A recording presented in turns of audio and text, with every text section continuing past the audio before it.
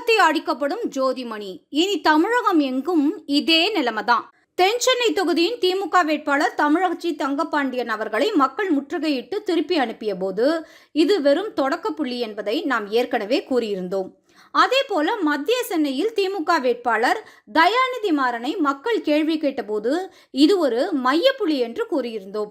காரணம், 5 வருடமாக எம்பி சம்பளத்தை வாங்கி கொண்டு பாராளுமன்ற கேன்டீனிலேயே குறைந்த விலை போண்டா சாப்பிடுவதையே வழக்கமாக வைத்திருந்தது இந்த திறனற்ற திமுக. ஒரு மாநில கட்சி திமுகவே இப்படி இருக்கும்போது தேசிய கட்சியான நாங்கள் என்ன தக்காளி தொக்கா என்பது போல இன்னுமே கொஞ்சம் மெத்தனமாக பணியாற்றியது காங்கிரஸ். இந்த திராவிட கட்சிகள் நடத்தும் அரசியல் நாடகங்களில் ஒருமுறை இருமுறை மக்கள் ஏமாறுவாங்க. ஆனால் இவர்களின் போலி முகத்தை கிழித்து எறிய அண்ணாமலை என்ற தலைவன் வந்த பிறகு இவர்கள் ஏமாற்று அரசியல் எல்லாம் செல்லுபடியே ஆகவே ஆகாது.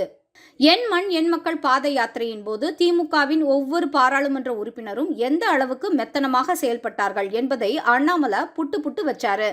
அண்ணாமலை அவர்கள் பற்ற வைத்த நெருப்பு இப்போது மிகப்பெரிய காட்டுத்தீயாக தமிழகம் எங்கும் பரவி கிடக்கு.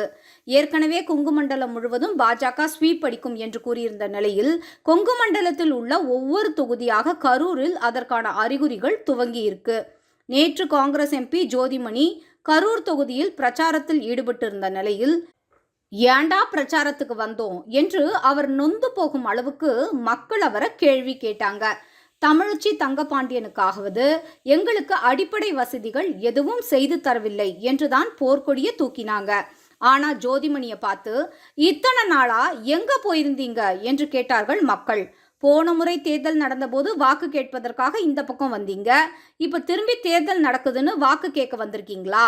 இடைப்பட்ட காலமெல்லாம் எங்க போனீங்க என்று மக்கள் கேட்டது காங்கிரசுக்கு மிக பெரும் அதிர்ச்சியாக இருந்தது. திமுக மற்றும் காங்கிரஸ் எம்பிக்கள் மக்களுக்கு போலி வாக்குறுதிகளை கொடுத்துவிட்டு தங்கள் தொகுதிக்காக ஒரு துரும்ப கூட கிள்ளி போடாமல் மெத்தனமாக இருந்தது காரணமாக மக்களிடையே மிகப்பெரிய கொந்தளிப்பு ஏற்பட்டு இருக்கு. பொதுவாக மக்கள் அதிருப்தியில் உள்ளாகும் போதெல்லாம் தங்களுடைய கோபத்தை தேர்தலில் தான் காட்டுவாங்க. ஆனால் இந்த முறையோ தேர்தலில் இவர்களுக்கு எப்படிப்பட்ட மரண அடி விழப்போகுது என்பதற்கான ட்ரெய்லரை பிரச்சாரத்தின் போதே காட்ட துவங்கியிருக்காங்க. அண்ணாமலை அவர்கள் சொன்னது போல கொங்கு மண்டலத்தில் பாஜக ஸ்வீப் அடிப்பது உறுதி செய்யப்பட்டுள்ளது. இம்முறை 400, ஜூன் 4 400.